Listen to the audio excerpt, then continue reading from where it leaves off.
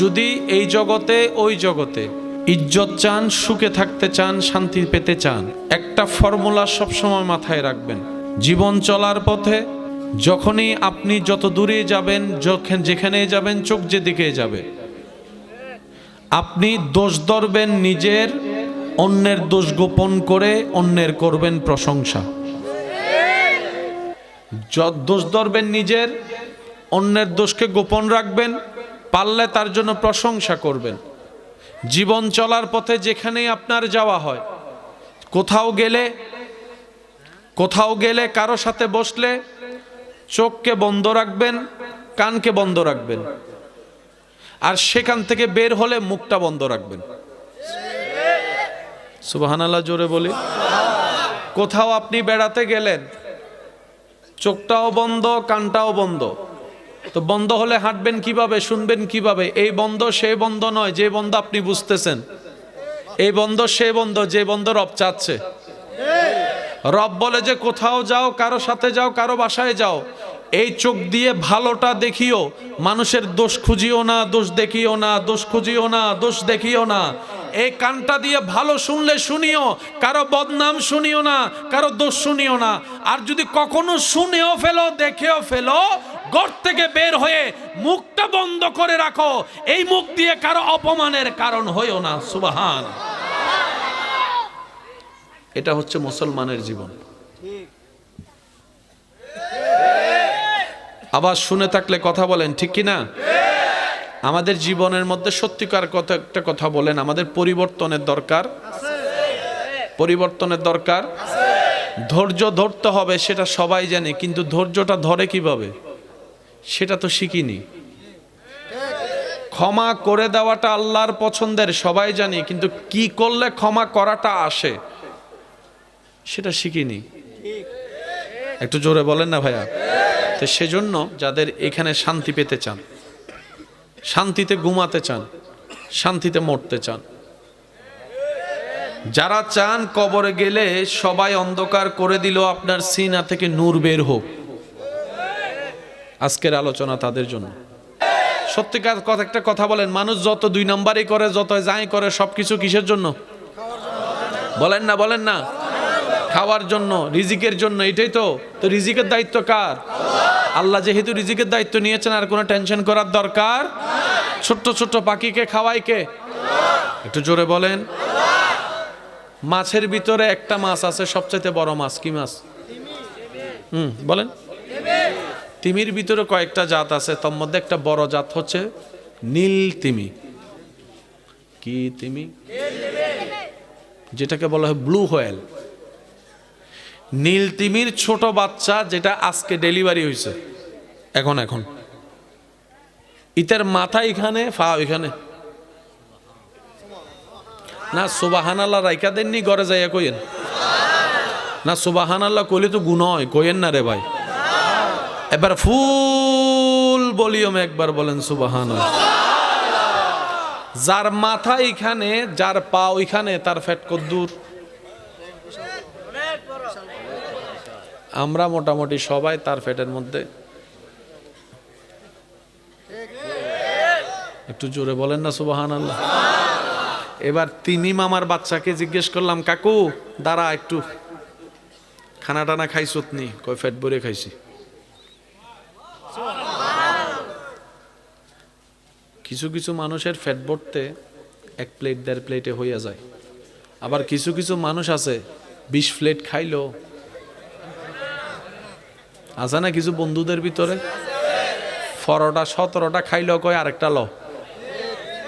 আসেনি? কয় না, জোরে কন। যেই তিমি ব্লু হোয়েল, ছোট্ট একটা বাচ্চা, জন্ম যার আজকে, মাথা যার এখানে, পা যার ওখানে, পেট তার কত বড়, কিন্তু কখনো শুনেননি খাবার অভাবে একটা পশু মারা গিয়েছে, একটা পাখি মারা গিয়েছে? শোনা হয়নি। এবার ওনাকে জিজ্ঞেস করেন, তিমি কাকু চাকরি কি কোনো কিছু আছে? কয় চাকরি কি? ব্যবসা বাণিজ্য আছে মনে হয়। বলে যে এটাও তো নাই। মার বাড়ি, দাদার বাড়ি, নানার বাড়ি কিছু আছে? কয় এটাও চিনি না, চতুর্দিকে ফানি আর ফানি। খাবার কি চলে? বলে যে চলে। আমরা বললাম আপনাকে একবার আমরাও মেহমানদারি করতে চাই, ঘরে আইসেন। এবার ঘরে আসলো তিমি, আমরা সবাই মিলে তারে ছোট্ট একটা ডেক যতটুকু হয় আর কি, আমাদের 2 প্লেট 3 প্লেটে বাদ দিলাম। তিমি এগুলো কি? খাবার। তোর এই খাবার তো আমার এক দাঁতের ভিতরে হইতো না বেড়া। তা আপনার খাবার কতটুক লাগবে? বলে যে ডেইলি আমার খাবার লাগবে নিম্নে 1 টন। কি 1 টন? হ্যাঁ 1 টন। ফ্যাট কত দেখোস না বেড়া? তোর 2 প্লেট আমার কোন দিকে যাবে? এটা তো খাইতে খাইতে জিব্বার সাথেই শেষ। তো তুমি প্রত্যেক দিন কি আপনারা এভাবে খাবার পান? বলে যে হ্যাঁ। আমরা বললাম কিভাবে? তুমি উত্তর দেয়, রিজিকের দায়িত্ব রব নিয়েছেন, তো সৃষ্টির আর রিজিক নিয়ে টেনশন করতে হয় না, টাইমে টাইমে আমার রাজ্জাক আমার কাছে রিজিক পৌঁছায় দেয়। এটার নাম হচ্ছে বর্ষা, যেটা আমাদের কমে গেছে। আল্লাহর উপর তাওয়াক্কুল, যেটা আমাদের লেভেলটা কমে গেছে। এই একটা জায়গা যদি বাড়াইতে পারি, দেখবেন যে সেকেন্ডের ভিতর সব পাল্টে গেছে। আচ্ছা, আমরা যে দুনিয়াতে আসছি, ডেলিভারি করানোর সময় আমার মা আপনার মার পাশে কত মানুষ লাগছে না? দাইমা, দাত্রীমা, জোরে জোরে বলেন না। সব শব্দ তার ভেঙ্গে বলা যাচ্ছে না, একটু বুঝে বুঝে আপনারা উত্তর দেন। আজকে থেকে 30-40 বছর আগে এখানে রুট তেমন ভালো ছিল, কিন্তু ডেলিভারি তো হয়েছে।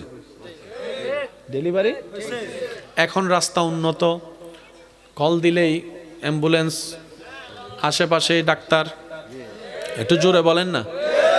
আগের যুগে দেখবেন একজন দাদি নানি 11 জন 12 জন 14 জন সন্তান প্রসব করার পরও আমার বুড়ি দাদি।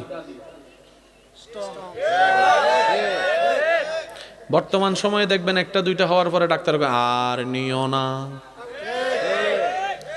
কথা কয় না? একটু জোরে বলেন। এবার আমি প্রশ্ন করব, আপনার উত্তর দিবেন। বর্তমানের তুলনায় আগে তেমন ভালো রাস্তা ছিল, ডাক্তার ছিল, গাড়ি ছিল, একটু জোরে বলেন, মেডিকেল ছিল, চিকিৎসা ছিল, সুব্যবস্থা ছিল, কিন্তু কোনো মা ডেলিভারি অবস্থায় মারা যায়নি। সিজারও করা। কিরে প্যাঁচটা লাগলো কোথায়?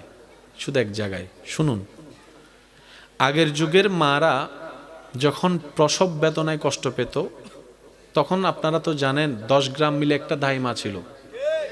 আপনাদের এখানে কি বলে আমি জানি, ধাইমা বলি আমরা। কি বলেন? ধাইমা। 10 গ্রাম মিলে একটা, আর এখন জায়গায় জায়গায় আছে। আগের যুগের মারা যখন কষ্ট পেত, মুরব্বীরা হাত বুলাই দিয়ে বলে যে মারে টেনশন করিস না, রাস্তা নাই, আল্লাহ আছে। ডাক্তার নাই, আল্লাহ আছে। তখন দাইমা আনতে যেতে হতো ব্যান গাড়িতে কইরা, হারিকেন জ্বালাইয়া রাতের 2টা বাজে, কেমনে রাস্তা কেমনে যায়। ওই দাইমা আসা পর্যন্ত আল্লাহ রহমত দিয়ে সেভ করে রাখছে। কেন? শুধু একটা কথা বলছে, মা টেনশন করিস না। আর আমরা বেশি মডার্ন হতে যাই এখন, শুধু এত না, oh my darling sweetheart, don't worry. Ambulance প্রস্তুত, ডাক্তার প্রস্তুত, মেডিকেল প্রস্তুত, বেশি জামিল হইলে ডাইরেক্ট ফ্লাইটও প্রস্তুত, ডলার প্রস্তুত, ব্যাংকে টাকা প্রস্তুত। আল্লাহ পাক বলে সব কিছুর নাম বলতে পারলি, আমার নামটাই বাদ দিলি। আমি আল্লাহ তো বলিনি ডাক্তারের কাছে যাস না, ডাক্তার তো আমার এই সৃষ্টি। যা যা ডাক্তারের কাছে যা, তবে কথাটাকে আমার নাম নিয়ে বলবি। আল্লাহ কিভাবে বলবো? তুই বলবি আমার টেনশন করিস না, আল্লাহর রহমতে সব ব্যবস্থা করা আছে। এ প্যাঁচ লাগছে এই জায়গায়। আমি কি বুঝাতে পারছি? এতদিন দোষ ধরছেন অন্যের, আজকের মাহফিলে যতক্ষণ বসবো দোষ ধরবো নিজের। এই কথা কয় না, আরো জোরে কর না। কোনো কষ্ট হবে আপনাদের?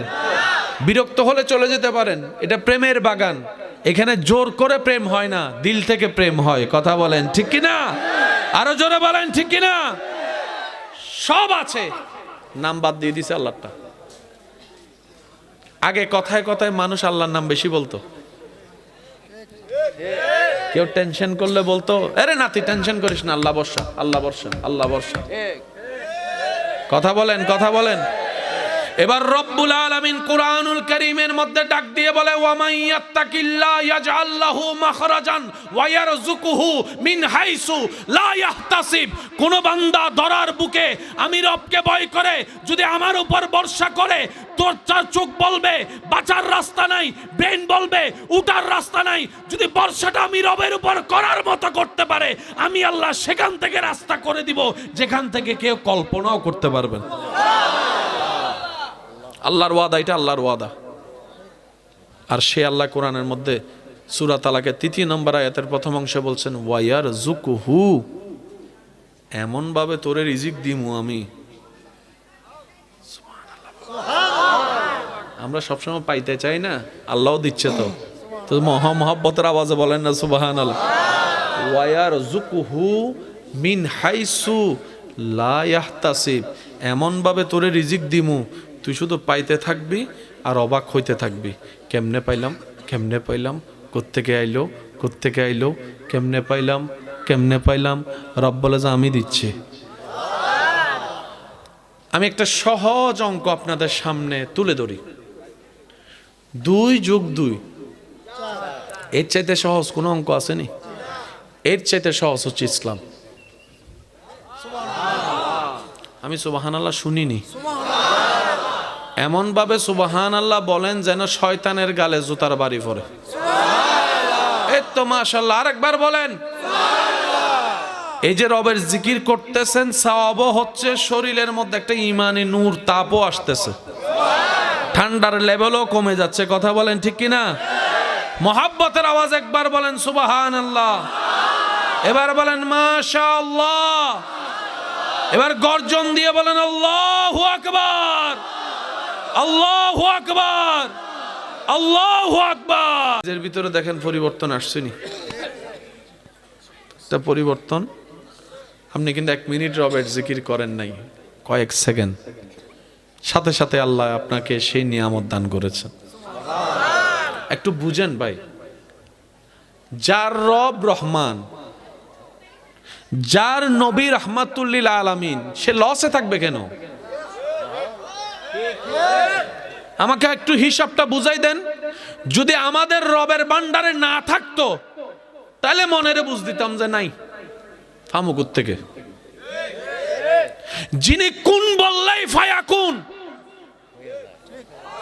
এমন একজন রব যার ভান্ডারে আছে, যার কাছে আছে, সে না পাওয়া নিয়ে কেন কবরে যাবে? আপনারা কি বলেন? একটা আওয়াজ দেন না রে ভাই। আমরা তো লসে থেকে যেতে চাই না। আমি একটু মনোযোগটা চাচ্ছি প্লিজ, কারণ যেগুলো জিনিসের একটু গভীরে যেতে হয়। গভীরে যেতে গেলে ব্রেন লাগে না, দিল লাগে। আমাদের রব কে? রহমান। বলেন বলেন কে? ওনার ভান্ডারে কমতি বলে কোনো শব্দ? উনি সব দেখে নাকি দেখে না? শুনে কি শুনে না? দিতে পারে কি পারে না? তো এত কিছু পারলে আমরা পাবো না কেন? মনে রাখবেন, রব দিতে প্রস্তুত। নিজের দোষটা কইতেন না, একটু জোরে কর না। রব দিতে প্রস্তুত। প্রত্যেক দিন সুবহে সাদিকের সময় রব্বুল আলামিন প্রত্যেকটা বান্দার ঘরে রহমতের থালি পাঠায়। যে সময় ফেরেশতা রবের পক্ষ থেকে থালা নিয়ে আসে, যে রহমত আমাদের জীবন আখেরাতের জন্য সুন্দর করার জন্য দরকার, সেই ফেরেশতা যখন ঘরের দরজা দাঁড়ায় থাকে, সেই মুহূর্তে আপনি আমি ঘরের ভিতরে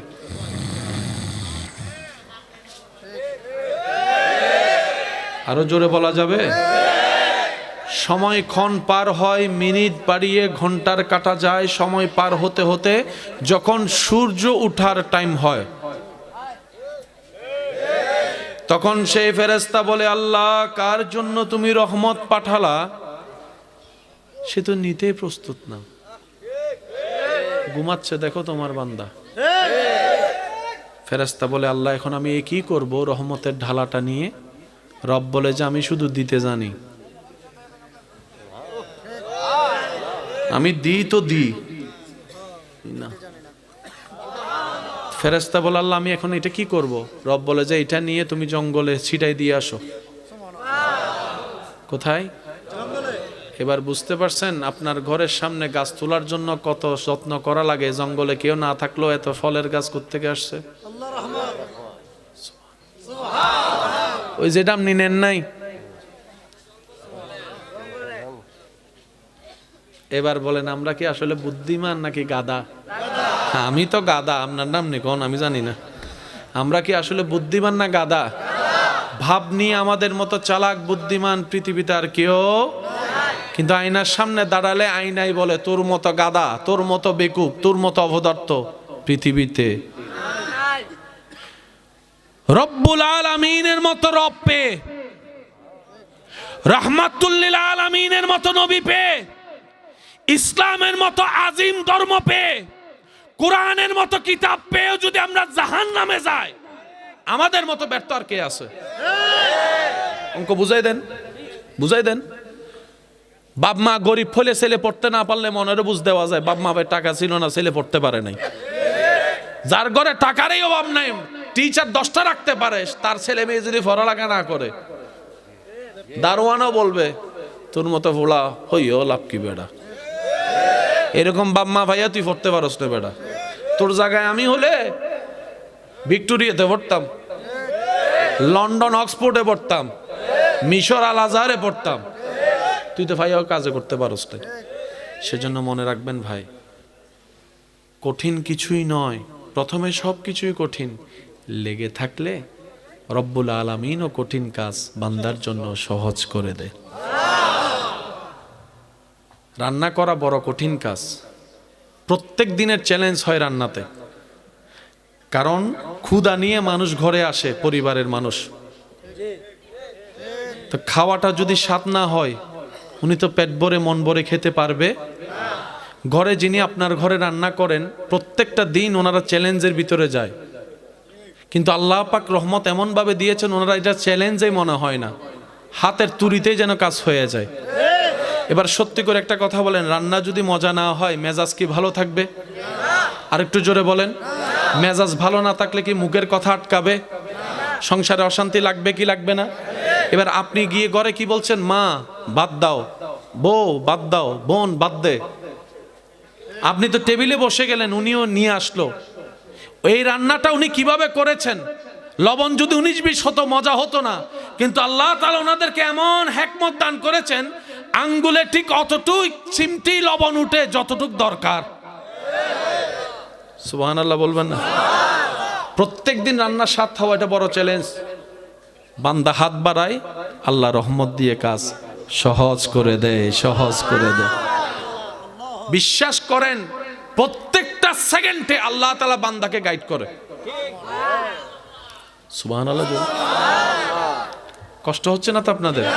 আচ্ছা, আপনাকে এই পৃথিবীতে যদি সবচাইতে কে বেশি ভালোবাসে যদি লিস্টি করতে বলি, প্রথম লিস্টিতে আশা করি আপনারা মার নামটাই রাখবেন নাকি? পৃথিবীতে কে বেশি ভালোবাসে? মা। বলেন বলেন বলেন, আরো জোরে বলেন। সন্তান অসুস্থ হয়ে যদি মেডিকেলে যায়, সবাই সেবা করে, সবচাইতে বেশি খেয়াল কে রাখবে? আরো জোরে বলেন।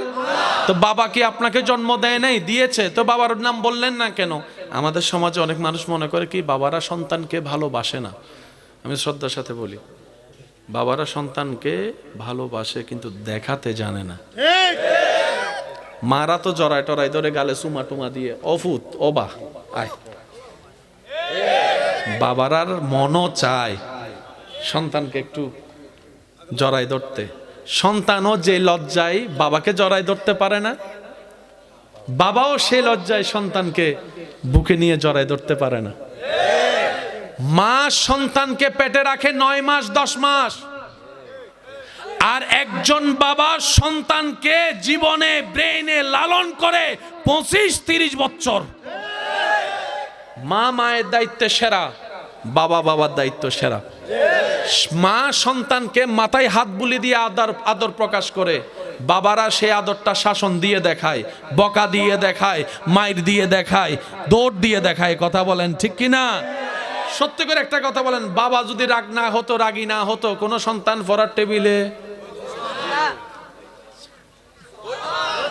সুবহানাল্লাহ জোরে বলেন। বাবারাও যদি শাসনকারী না হতো, একটারও পড়া হইতো না এখানে। মা যতক্ষণ করে বাবা নাই টুডুং বুডুং কুডুং চলে আর চলে। যখন মা বলতেছে তোর বাবা আইতাছে, সাথে সাথে দৌড়াইয়া সন্তান কোথায় আসে?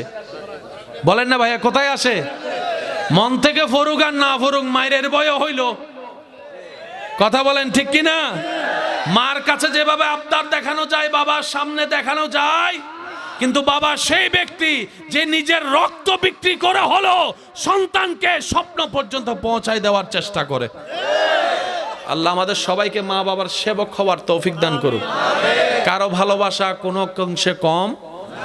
এবার বলেন, আপনার মা যদি আপনাকে হসপিটালে চিকিৎসার জন্য সেবা করতে যায়, উনিও তো মানুষ, একটু হলো তো ঘুম, বলেন না, একটু হলো ঘুম, ঘুম আসলে কি আপনার সেবা করতে পারবে? ঘুম না আসলে তো জিমনি তো আসবে, জিমাইলে কি সেবা করতে পারবে? প্রস্রাব পায়খানার জন্য গেলে সেবা করতে পারবে? গোসলের জন্য গেলে সেবা করতে পারবে? খাইতে গেলে কি সেবা করতে পারবে? অর্থাৎ সবচাইতে বেশি আপনাকে সেবা করবে মা। 24 ঘন্টা পারবে না, পারলে পারবে 22 ঘন্টা অথবা 23 ঘন্টা। ঘুম তো দরকার আছে। এবার বুঝতে পেরেছেন আল্লাহ কেন ঘুমায় না?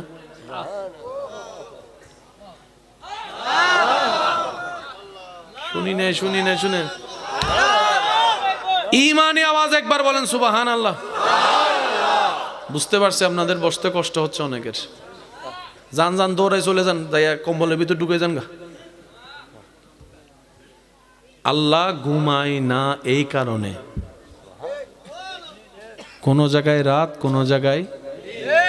কোন জায়গায় বান্দা সজাগ, কোন জায়গায় রব বলে যে কোনো না কোনো জায়গা থেকে তো আমার দরকার হবে, আমার বান্দাদের দরকার হবে। আমার কে কোন বিপদে পড়ে আমাকে ডাকবে, আমি যদি ঘুমাই থাকি তাহলে তো হবে না। লা তাখুযু সিনাতাও ওয়ালা নওম, আমি আল্লাহ ঘুমাইও না, তন্দ্রাও করি না, আমি সর্বক্ষণ আমার সৃষ্টির প্রতি ভালোবাসার নজর দিয়ে তাকাই থাকি। সুবহান, আরেকটু জোরে বলেন সুবহানাল্লাহ। ঈমানি আওয়াজ দিয়ে বলেন, আমার আপনার আমাদের কাছে ভান্ডারে যা আছে সব কার দান? জোরে বলেন কার দান? দুনিয়ার কেউ যদি দান করে তার কাছে আবার যায়, তখন সে একটা ডায়লগ মারে, দিছি না, কালকে দিছি না, সকালে দিছি না, এই তোর একটু আগে দিছি না, আবার আইসো। যিনি দেয় তিনি আর দিতে চায়, কিন্তু এমন একজন রহমান পেয়েছি যিনি সব দিয়েছেন, দিচ্ছেন, তারপরও প্রতি রাতে গভীর রাতে এসে ডাকতে থাকে, কে আছো বান্দা, অভাবে আছো, আমাকে বলো, আমি রব তোমার অভাব দূর করে দিব। প্রতি রাত্রে সে রবই ডাকতে থাকে যিনি সব দিয়েছেন, তিনি আবার দেওয়ার জন্য ডাকে, বান্দা অসুস্থ কে আছো, আমাকে বলো, আমি তোমার অসুস্থতা দূর করে দিব। সুবহান। ও আমার বান্দা, কে আছোস গুনাহগার, গুনার পাহাড় নিয়ে জীবন ঝরঝরিত হয়ে আছে তোদের, কে আছোস বান্দা, আমার কাছে ক্ষমা চাওয়ার আগ্রহ আছে, বান্দা তুই একবার আমার কাছে চোখের পানি ফেলে নিজের ভুল স্বীকার করে অনুশোচনা নিয়ে একবার তুই তওবা কর, তুই দিল থেকে আমার কাছে একবার তওবা কর, আমি আল্লাহ তোর সারা জীবনের গুনাহ মাফ করে দিতে রাজি আছি। যিনি দিয়েছেন, যিনি দিচ্ছেন, তিনি আরো দিতে চাচ্ছেন। দিতে দিতে দিতে শেষ পর্যন্ত এটা পর্যন্ত বলা, বান্দারে জান্নাতকে আমি সাজাইছি তোদের জন্য, তোদেরকে দেওয়ার জন্য। উনি এমন শানওয়ালা গানি রহমান, উনি দেওয়ার জন্য ডাকে।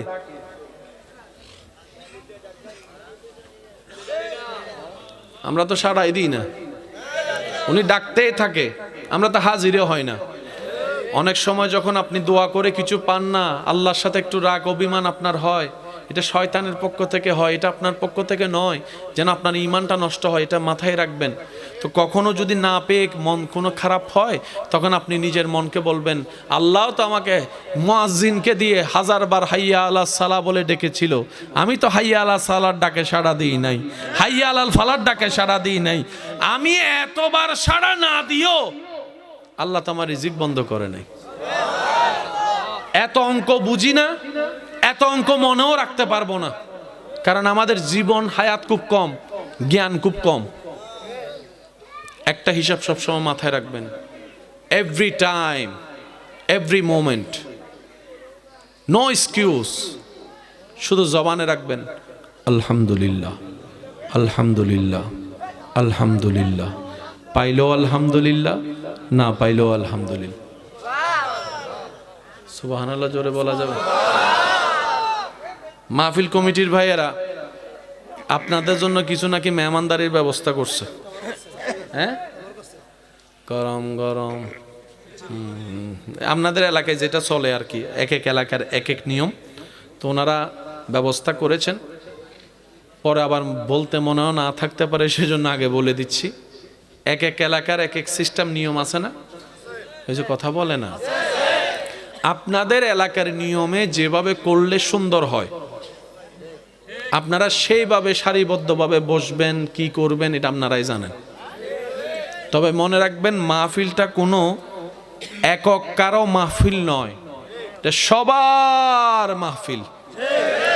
তো সবার একটা জিম্মাদারি দায়িত্ব আছে না নাই?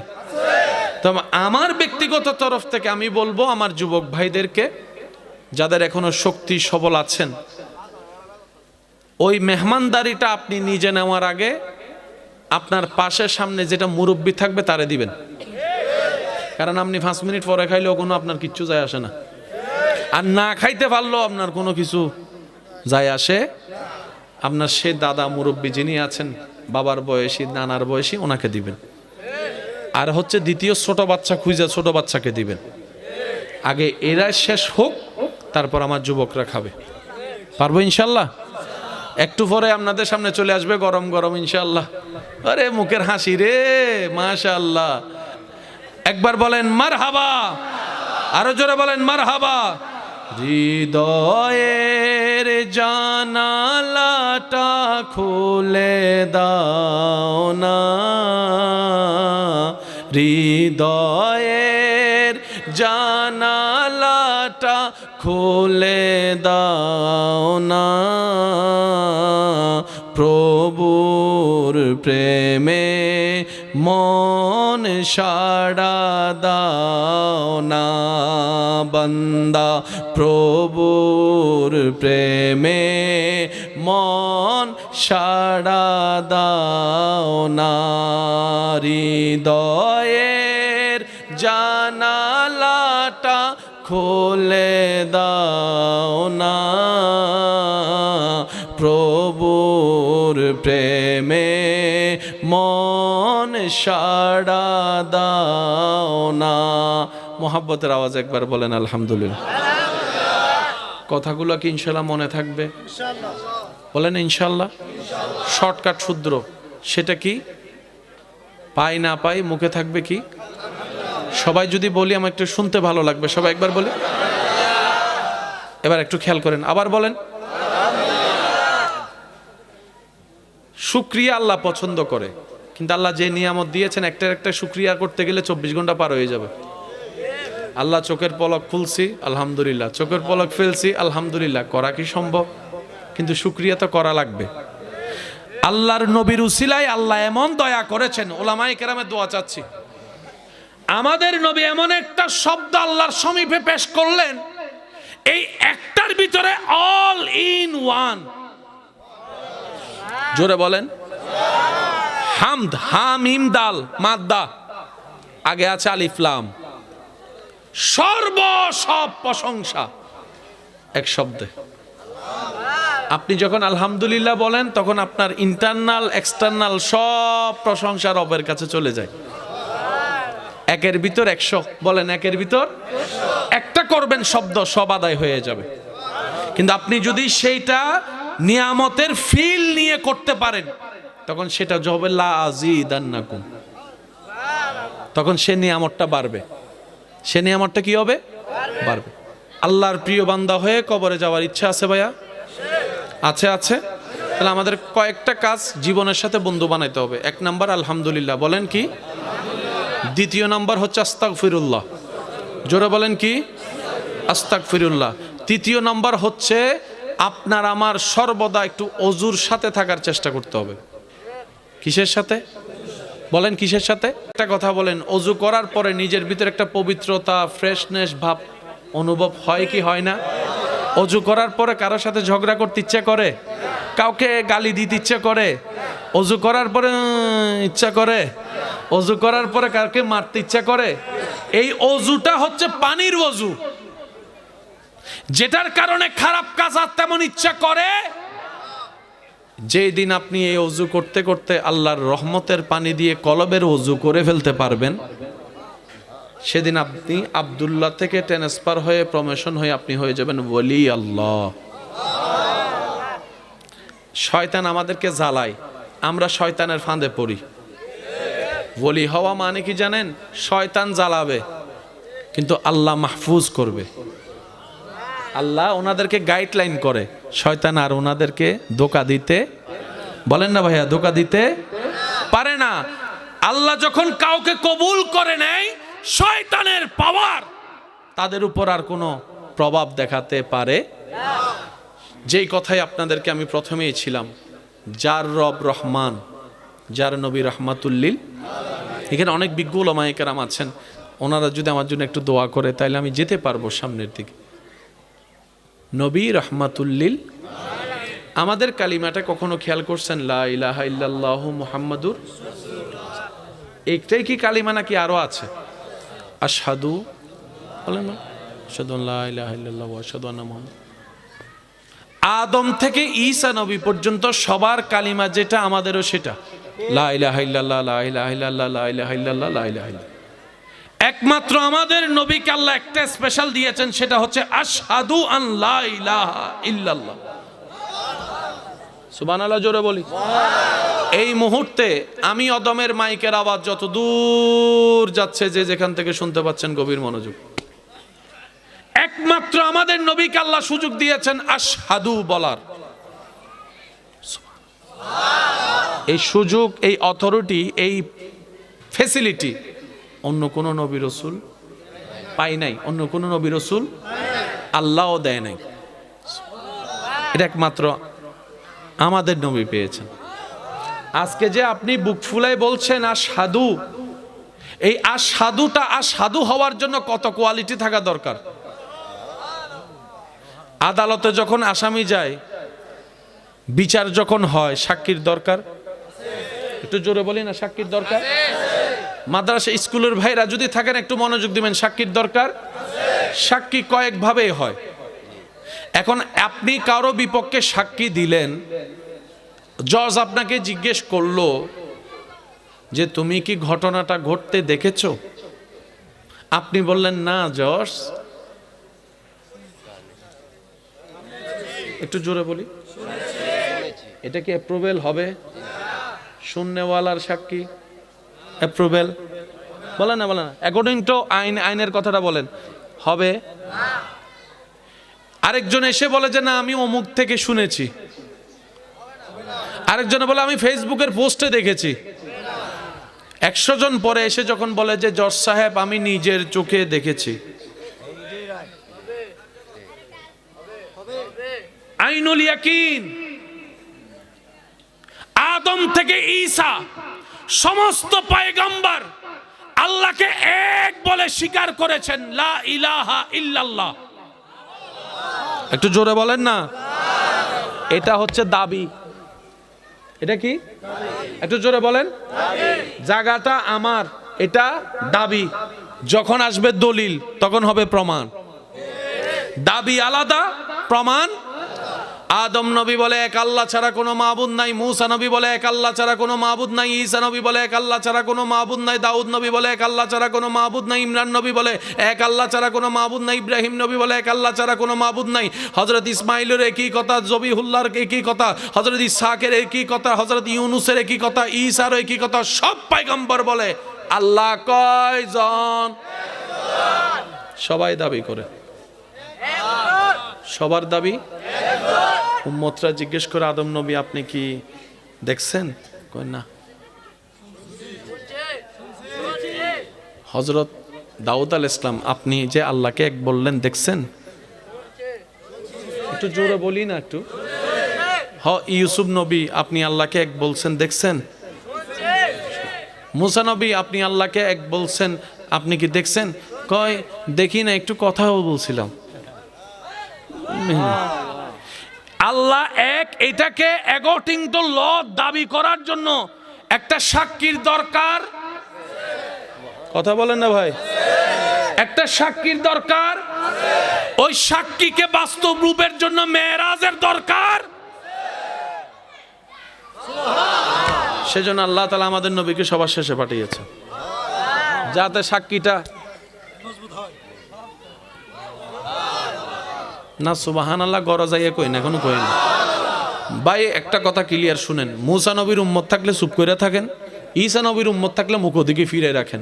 যারা শানওয়ালা নবীর ভিআইপি উম্মত, নবী রাহমাতুল লিল আলামিন নবীর উম্মত, তারা মন খুলে বলেন সুবহানাল্লাহ। এই দলিলটাকে, এই দাবিটাকে পরিপুক্ত করার জন্য একটা সাক্ষীর দরকার। বলেন সাক্ষীর দরকার।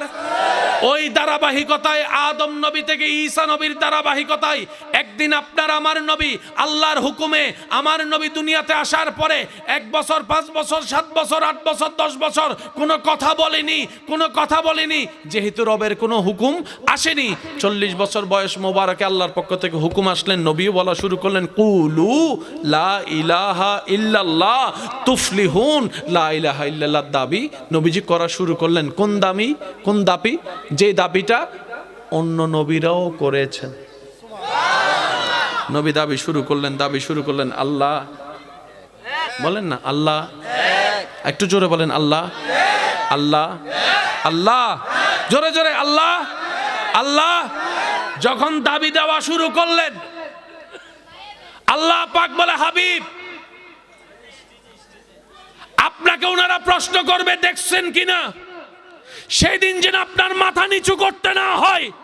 সুবহানাল্লাযী আসরা বিআবদিহি লাইলাম মিনাল মাসজিদিল হারামে ইলাল মাসজিদিল আকসা। অন্য আয়াতে সুম্মা দানা ফাতাদাল্লাহ, সুম্মা দানা ফাতাদাল্লাহ, সুম্মা দানা ফাতাদাল্লাহ ওয়া কানা কাবা কাউসাইন। আল্লাহ বলে, হাবিব আপনি আসেন, আমি দেখা দিয়ে দিই, যেন দলিলটা হয়ে যায়। আল্লাহু আকবার।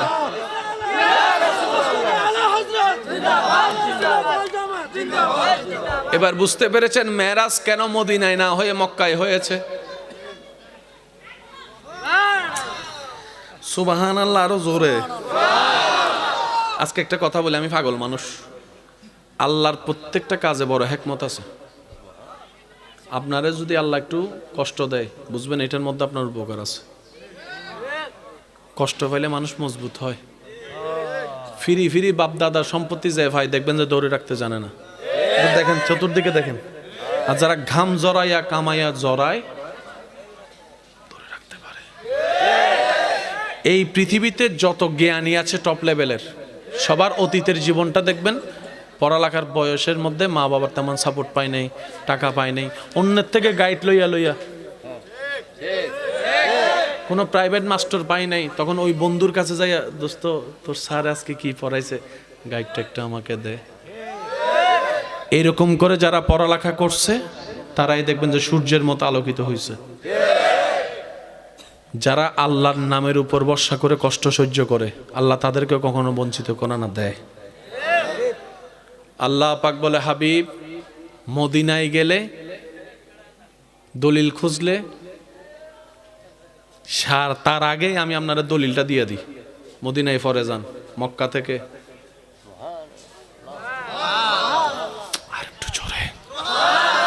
আরেকটু জোরে। তো সবচেয়ে মজার বিষয় হচ্ছে যে নবীজির মেরাজ বর্তমান উন্নত সায়েন্স দ্বারা যারা, তারাও স্বীকার করে নিচ্ছে নবীর মেরাজ সত্য। এবার আমি আপনাদেরকে ছোট্ট একটা অঙ্ক বলি, তাহলে আপনারা বুঝতে পারবেন। বিরক্ত হয়ে গেছেন যে বুঝছি আমি, তবে ওলামায়ে কেরামের চেহারা দেখতেছি তো, ওই চেহারা থেকে আমার কাছে একটু এলম আসতেছে, তো সেই জন্য 2 কথা একটু মুখ দিয়ে বাইরে হইতেছে আর কি। আল্লাহ পাক ওলামায়ে কেরাম যারা উপস্থিত আছেন, তালিবুল ইলম আছেন, আল্লাহ সবাইকে ইজ্জতের জীবন দান করুক, আর একটু জোরে ইলমে লুদুনি দান করুক, কোরআন হাদিসের হাকিকতের জ্ঞান দান করুক। আল্লাহ পাক ওনাদের দ্বারা আমাদের সবার নাজাতের জরিয়ার কবুল করুক। নবীজির মেরাজের কথা, যুবক একটু মনোযোগ দিবেন। পৃথিবীতে কোরআনের সাথে চ্যালেঞ্জ করার মতো কোনো কিতাব নাই, কোরআনকে ভুল ধরার মতো কোনো কিতাব। এই পর্যন্ত কোরআন ছিঁড়তে পারছে, ফুটতে পারছে, চ্যালেঞ্জ করতে পারে নাই। খেয়াল করছেন বিষয়টা? ছিঁড়ছে দেখছেন, পুড়ছে দেখছেন, অনেকে টয়লেটও ফেলছে দেখছেন, কিন্তু এই পর্যন্ত বলে নাই কোরআনের অমুক সূরার এই নাম্বার আয়াত ভুল। কে বলতে পারে নাই? তো তুই যেহেতু কোরআন নিয়ে কথা বলছিস, তুই কোরআনকে চ্যালেঞ্জ না করবি। কোরআন পড়লে তো কোরআনের শান কমবে না।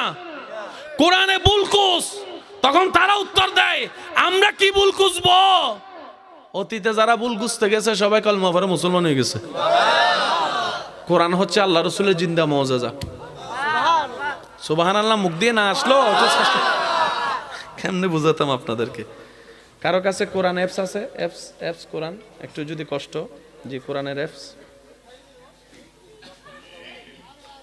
জি আলহামদুলিল্লাহ, জাযাকাল্লাহ, কষ্ট দিলাম আপনাকে। আল্লাহ আমাদের নবীকে মেরাজে নিছেন নাকি নেয় নাই? কেমনে নিছে এটা আল্লাহ জানে। আজকে একটা কথা মনে রাখবেন, আমাদের নবীর কাছে কি কি আছে? উত্তর শুনেন, যা যা দরকার আল্লাহ তাই দিছে। কি দিছে আমরা কেউ জানি না, কারণ বলা অনুমান সবসময় 50-50, এটা মাথায় রাখবেন। হতেও পারে, বলেন না, হতেও পারে আগামীকালকে সকাল 10টায় বৃষ্টি হতে পারে, হতেও পারে, বলেন না, হতেও পারে আগামী 15 দিন পরে ঠান্ডা একটু বাড়তেও পারে, হতেও পারে। এটা হচ্ছে আমাদের যোগ্যতা, কিন্তু আল্লাহর হিকমত এটা বরাবর মানে হয়ে গেছে, আছে মানে আছে। তো নবীকে যে দিছে ওই আল্লাহ জানে, যে নবী পাইছে সেই নবী জানে। এই ছাড়া আমরা যারা আছি সবাই হইলাম ছাগলের 3 নাম্বার বাচ্চা। কথা বলেন? একমাত্র কামা হক্কুহু বরাবর জানে কে? যিনি দিছেন আর যিনি পাইছেন। এছাড়া আমরা আর কেউ কোনো কিচ্ছু, আমাদের সব অনুমানেই চলতেছে। কোরআন কয়টা? আয়াত কয় রকমের? কিন্তু অর্থ হয় হাজার রকমের, যার বুঝ যেমন হয়ে যায় এরকম। কামা হক্কুহু আমরা কেউ জানি। ভাই এটা আসছে না, একটু দেখুন। এই এমনি ওইটার নাম্বারিং আছে না, নাম্বারিংটা একটু যদি বের করতেন। আচ্ছা, আল্লাহ তাআলা মেরাজে আমাদের জন্য নবীর মাধ্যমে কিছু জিনিস পাঠিয়েছেন, তার মধ্যে একটা হচ্ছে 5 ওয়াক্তের জিনিস। সেটা কি? এই তো মাশাআল্লাহ, কি একটু জোরে বলেন না। কি? নামাজের ভিতর ফরজ আছে, সুন্নত আছে। ফরজ যদি আপনি খেয়াল করেন, ফজরের নামাজ, আমি শুধু বলবো আপনি রাকাতগুলো গুনবেন। ফজরের নামাজ ফরজ 2 রাকাত, জোহরের 4 রাকাত, 4 2 আসরের 4 রাকাত, জোরে জোরে মাগরিবের 3 রাকাত, মাগরিবের 3 রাকাত, এশারের 4 রাকাত। আল্লাহ তাআলা মেরাজের দিন নবীকে যে নামাজ দিয়েছেন আমাদের জন্য, সেটার ফরজ রাকাত হচ্ছে 17। কত কত? জোরে বলেন কত? আল্লাহ তাআলা সেই মেরাজের ইঙ্গিত কোরআনে যে সূরা দিয়েছেন, সেই সূরা হচ্ছে বনি ইসরাইল। সুবহানাল্লাযী আসরা বিআবদি। কোন সূরা? বলেন বলেন আরো জোরে। বনি বনি বনি এই বনি ইসরাইলটা কোরআনের কত নম্বর সূরা? 17 নম্বর।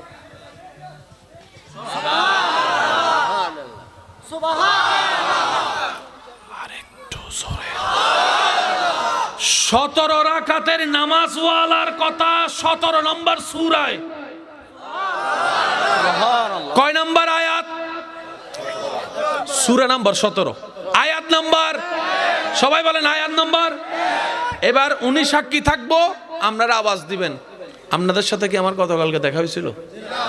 হোয়াটসঅ্যাপে কোনো কথাটা তো হয়েছে না যে আমি যাই এটা কমু, তুমি এটা কইও, কিছু তো নাই। আচ্ছা, ওলামায়ে কেরাম সাক্ষী দিবে, আপনারা শুধু আবার যার যেটা মন চাই, যেটাই উত্তর দেওয়ার সেটাই দিবেন। আপনারা যেটা উত্তর দিবেন আমি সেটা নিয়ে আগাবো।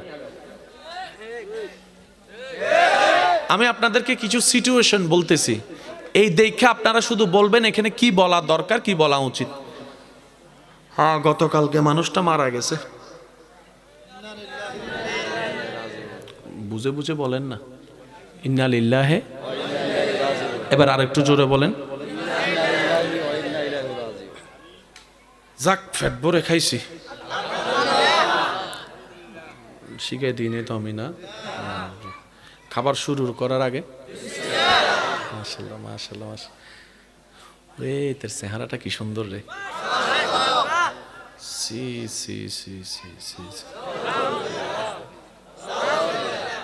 ভাই শুনছেন, বাপ সারা সন্তান দুনিয়াতে আসে না, কিন্তু ঈসা নবীর বাপ নাই। জোরে বলেন, আরো জোরে। ভাই আপনি এই জায়গায় মাশাআল্লাহ বললেন না, আলহামদুলিল্লাহ বললেন না, সুবহানাল্লাহ কেন বলছেন আপনি? আমি জানি কোন জায়গায় সুবহানাল্লাহ কোন লাগে, এটা আমি জানি। সুবহানাল্লাহ মানে, অর্থের দিকে যাব না, সুবহানাল্লাহ কখন বলে? যেখানের সাথে রবের কুদরতের সম্পর্কই আসে সেখানে হয় সুবহানাল্লাহ। মনে রাখবেন এটা, যেখানে রবের ডাইরেক্ট কুদরত জড়িত সেখানে শব্দ কি আসে? আর একটু জোরে বলেন। সুবহানাল্লাহ মানে ঘটনা সত্য, কিন্তু কেমনে হয়েছে আমরা কিচ্ছু জানি না। সুবহানাল্লাহ কন না। বাপ ছাড়া সন্তান আসে না, এটা সকলে জানে, কিন্তু রব যখন চায় ঈসা নবী আসে। মা বাপ ছাড়া সন্তান আসে না, কিন্তু রব যখন চায় আদম এবং হাওয়া আসে। এটা রবের কুদরত। রবের কুদরত মানে কি? ঘটনা বাস্তব, কেমনে ঘটছে এটা আল্লাহ জানে, এটা আমরা কেউ জানি না। তা আমাদের কাজ কি? আমাদের কাজ হচ্ছে আমান্না, বিশ্বাস করলাম, মেনে নিলাম। যারাই সেগুলারে বিশ্বাস করে তারাই মুসলমান। আমি কি বুঝাতে পারছি কথা? ঘটনা কি মিথ্যা নাকি সত্য? জোরে বলেন, আরো জোরে।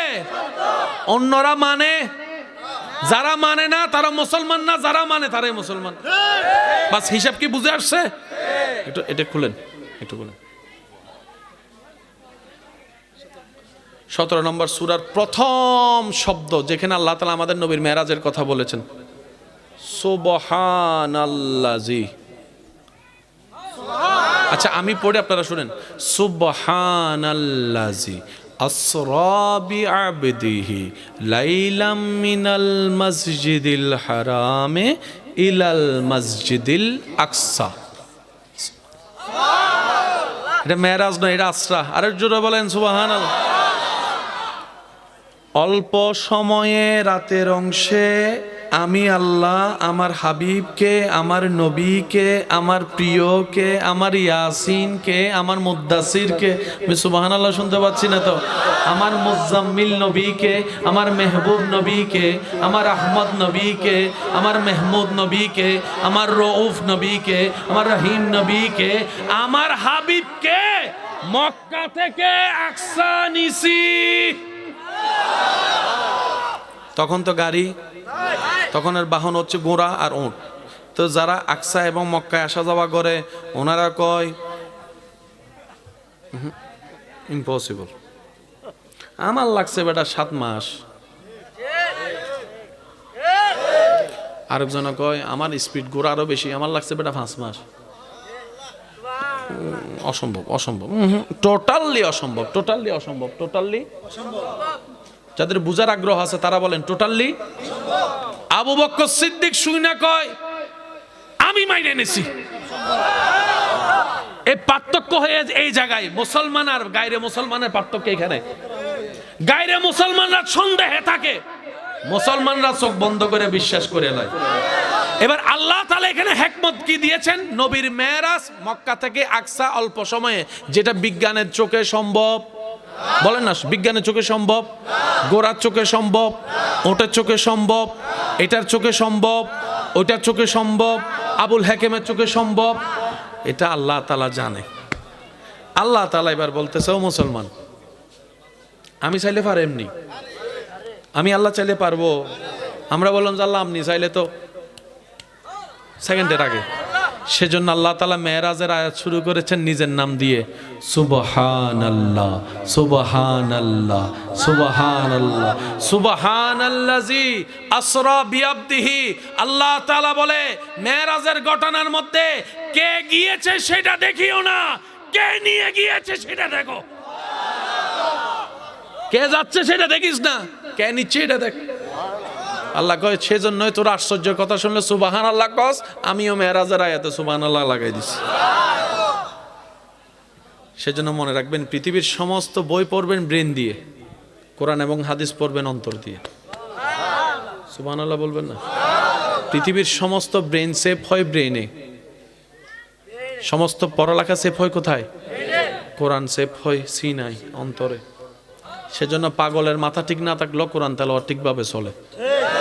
ডাক্তারের মাথা পাগল হয়ে গেলে আরো কোনো প্রেসক্রিপশন লিখতে। আল্লাহ তাআলা আমাদেরকে একটা হায়াত দিয়েছেন, আল্লাহ তাআলা আমাদের সবাইকে একটা হায়াত দিয়েছেন। এই হায়াতটা আল্লাহর দেওয়া আমানত। আপনার আমার শরীরের মধ্যে যা কিছু আছে সব আল্লাহর দেওয়া আমানত। একটারও মালিক আপনি আমি নই। হাসরের ময়দানে সব কিছু আমাদের বিপক্ষে সাক্ষী দেওয়ার জন্য দাঁড়িয়ে যাবে। সেজন্য জীবন যতদিন বাঁচবেন অন্যের ভালো করে বাঁচার চেষ্টা করবেন। একটা আবদার করি, জীবনের ব্যাপারে এবং ঈমানের ব্যাপারে কখনো কম্প্রোমাইজ করবেন না। আর বাকি সব ব্যাপারে কম্প্রোমাইজ আপনি চাইলে করতে পারেন। ঠিক আছে, তুই আমার আইফোনটা নে, তোর স্যামসাংটা আমারে দে, কম্প্রোমাইজ করেন, সমস্যা নেই। কিন্তু জীবনের ব্যাপারে কোনো কম্প্রোমাইজ করা যাবে না। ঈমানের ব্যাপারে কোনো কম্প্রোমাইজ করা যাবে না, কারণ এগুলো ওয়ান চান্স, একবার গেলে আর আসবে না। আপনার আশেপাশে যে কবরস্থানগুলো আছে হাজারবার দেখেছেন। ভাইয়ের কথাটা রেখে কালকে একবার দাঁড়াবেন কবরস্থানের পাড়ে দাঁড়িয়ে, শুধু আপনি সব কবরের দিকে চোখ বোলাবেন আর কল্পনা করবেন কত টাকাওয়ালা, কত অহংকারী, কত ব্যবসায়ী, কত ডাক্তার, কত হোমিও ডাক্তার, কত নেতা চিনি না কিন্তু আছে তো। এবার আপনি জিজ্ঞেস করবেন ওনাদেরকে, কেমন আছেন আপনারা? তখন দেখবেন আপনার দিল কেঁপে উঠবে।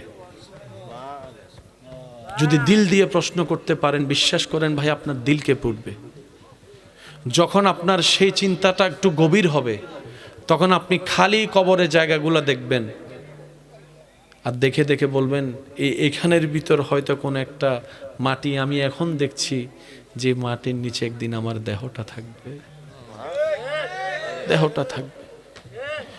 এই কবরস্থানে অনেকে শুয়ে আছে যারা জীবনে বেঁচে থাকা অবস্থায় এই কবরের স্থানের পার দিয়ে হাজারবার হেঁটে গিয়েছে সকাল সন্ধ্যা, কিন্তু বুঝতেই পারে নাই ওনার চিরনিদ্রার জায়গা সে কবর এখানে শুয়ে আছে, এখানে পড়ে আছে। আমার জন্য হয়তো সে কবরটা এখানে ঠিক করা আছে। বিশ্বাস করুন ভাই, রব জান্নাত দেওয়ার জন্যই জান্নাত বানিয়েছেন। আমাদেরকে জান্নাত দেওয়ার জন্যই রব আমাদের জন্য জান্নাত বানিয়েছেন। আমরা যদি একটু ধৈর্য দিয়ে সহ্য করে চলতে পারি, ক্ষমা করে চলতে পারি। অনেকে ক্ষমা করতে চায় না, আমি হারবো কেন? ভাই, বান্দার চোখে জিতে লাভ নাই, রবের রহমতের চোখে জিতার চেষ্টা করেন। অনেকের রক্তের স্পন্দন থাকার পরও কেউ কারো চেহারা দেখছি না সম্পত্তির কারণে। কে নিয়ে গিয়েছে সম্পত্তি তো বাদ দেন, দলিলটা কে নিয়ে যেতে পারছে কবর একটু দেখান। মামলা দিয়ে তো একজন আরেকজনকে আদালতের কাঠগড়ায় আসামি ঠিকই বানালাম। যে জায়গার জন্য মামলা চলছে সে জায়গা কিনার 1000 টাকা বেশি ওখানে মামলাতে চলে গেছে। জুতার তলাটাও শেষ, কালো দাড়িও সাদা হয়ে গেছে, টেনশনে ঘুম নাই। লাভ কি হলো? কি লাভটা হলো? মনে রাখবেন ভাই, যত ছাড় দিবেন রবের জন্য তার চাইতে 10 গুণ আপনি বেশি পাবেন পাবেন পাবেন। এটাই রব্বুল আলামিনের ওয়াদা। রবের জন্য যে ছাড়ে রব তাকে কখনো লসে থাকতে দেয় না। আল্লাহ আমাদের সবাইকে একটু বোঝার তৌফিক দান করুন। মসজিদের মিনার থেকে যখনই আওয়াজ আসবে হাইয়া আলাস সালাহ, এর পরপরই বলা হয় হাইয়া আলাল ফালাহ। রব বলে যে নামাজে আসো। আমরা তো একটু লাভ বেশি বুঝি, আমরা বললাম আল্লাহ গেলে কি হবে, কি পাবো? রব বলে কি হাইয়া আলাল ফালাহ। একটু আওয়াজ দিয়ে বলেন হাইয়া আলাল। আল্লাহ কিন্তু একবারও বলে নাই তোরা আমি টাকা দিব। আল্লাহ কিন্তু একবারও বলে নাই তোরা আমি জ্ঞান দিব। আল্লাহ বলছেন কি হাইয়া আলাল ফালাহ। এই ফরেন তাহলে নামাজের হাকিকত বুঝতে পারবেন। আল্লাহ তাআলা বলেন নামাজ এমন একটা ইবাদত, তোরা মনে করছিস সেটা শুধু সওয়াব আর জান্নাত। না না, ফিদ দুনিয়া হাসানাতাও ওয়া ফিল আখিরাতি হাসানা। দুই জগতের ভালো থাকার সমস্ত নিয়ামত আমি আল্লাহ নামাজের ভিতরে দান করে দিয়েছি। এখানে শুধু গেলে যে সওয়াব পাবো বিষয়টা তা না, হাজার নিয়ামত আছে কোথায়? নামাজে। আল্লাহ তাআলা আমাদের সবাইকে নামাজে পাবন্দ হওয়ার তৌফিক দান করুন। বড়দের সম্মান, ছোটদেরকে স্নেহ করার তৌফিক দান করুন। শেষ বিদায় বেলায় আপনাদের কাছে একটা আবদার করি, পারলে রাখার চেষ্টা করবেন। একটা এলাকায় সবচাইতে দামি ঘর হচ্ছে মসজিদ। প্রত্যেকটা এলাকায়, প্রত্যেকটা গ্রামে, প্রত্যেকটা জায়গায় সবচাইতে দামি, সম্মানের, আজমত ওয়ালা স্থান হচ্ছে, ঘর হচ্ছে মসজিদ। আর সেই মসজিদে যেই ইমাম, খতিব, মুয়াজ্জিন খেদমত করে, ওনারা হচ্ছেন ওই এলাকার, ওই সমাজের সবচাইতে টপ লেভেলের সম্মানী ব্যক্তিদের মধ্যে অন্যতম। আপনি আপনার এলাকার ইমাম, খতিব, মুয়াজ্জিনকে, যারা আল্লাহর ঘরের খেদমতে আছেন, ওনাদেরকে যদি সম্মানের সর্বোচ্চ জায়গাটা দিতে পারেন, চোখ বন্ধ করে বিশ্বাস করবেন আপনার এলাকাটা অন্য এলাকার মানুষের কাছে সম্মানের জায়গায় পৌঁছাবেই পৌঁছাবেই পৌঁছাবে। সুবহানাল্লাহ জোরে বলবেন। ঘরটা কার? জোরে বলি। তো এই ঘর চালানোর জন্য, সেবা করার জন্য কিছু কমিটি আছে না নাই? কমিটিতে সভাপতি, সেক্রেটারি, বিভিন্ন পদ আছে না নাই? মনে রাখবেন, ঘরটা আল্লাহর। কার? এই ছাড়া যারা আছে সবাই, ইমাম, খতিব, মুয়াজ্জিন, কমিটি, সভাপতি, সেক্রেটারি, সবাই মিলে হচ্ছে আল্লাহর ঘরের খাদেম। আল্লাহর ঘরের, এই জিনিসটা একটু বুঝতে হবে, আল্লাহর ঘরের খাদেম। কারণ ঘরটা কার?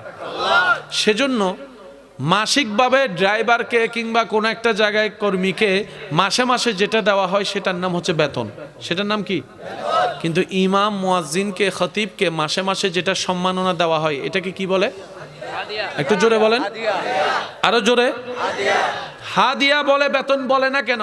মনে রাখবেন, বেতন বলার জন্য নিজের মালিকানায় থাকতে হবে। অর্থাৎ দোকানটার মালিক আপনি, কর্মচারী আমি। আপনি আমাকে মাসে মাসে বেতন দিলেন, কারণ দোকানের মালিক আপনি, মসজিদ মালিক সেজন্য কেউ আমরা বেতন দেওয়ার অধিকার নাই। তো ইমাম, খতিব চলার জন্য একটা মাধ্যমের দরকার নাই। তখন সভাপতি এসে বলে, সেক্রেটারি এসে বলে, হুজুর আপনিও যে ঘরের খাদেম, আমিও তো সেই ঘরের খাদেম, আমরা সবাই মিলে আপনার জন্য একটা হাদিয়া আপনি আপনার জন্য বরাদ্দ করেছি। প্রচলন হবে হাদিয়া, আর সবাই হচ্ছে আমরা খাদেম।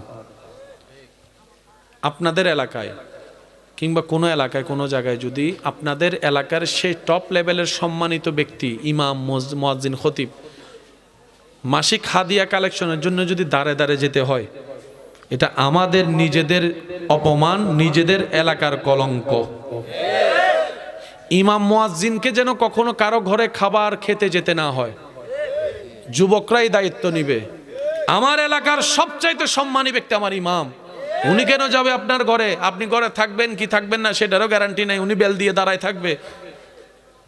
ওনার বেইজ্জত মানে সবার বেইজ্জত। মানুষের সুযোগ সুবিধা অসুবিধা থাকতে পারে তো, পারে তো। উনি গেল, ঘরের মধ্যে কেউ নাই, এটা বেইজ্জতি অবস্থা। যুবক 10 জনের দায়িত্ব নেবেন, হুজুর এক পাও আপনি বাইরে যাবেন না। কয়টা থেকে কয়টার ভিতর আসতে হবে আমাদেরকে বলেন। 10 জন বন্ধু মিলে হোয়াটসঅ্যাপ একটা গ্রুপ খুলবেন, দোস্ত আজকে আমি পারতেছি না, তুই যা হুজুরের খাবারটা নিয়ে একটু রুমে দিয়ে আয়। এবার আপনারাই বলেন, পরিবর্তন কি আসবে নাকি আসবে না? দয়া করবেন কে? জোরে বলেন, দয়া করবেন কে? যুবকরাই খাবারের দায়িত্ব, হাদিয়ার দায়িত্ব নিয়ে নেন। সবসময় যে পারফেক্ট হবে তা না, 19-20 তো হবেই, মানুষ তো। তখন হুজুরও ছাড় দিবে, যুবকরাও ছাড় দিবে, এলাকার মুরব্বীরা মিলে সবার জন্য দোয়া করবে।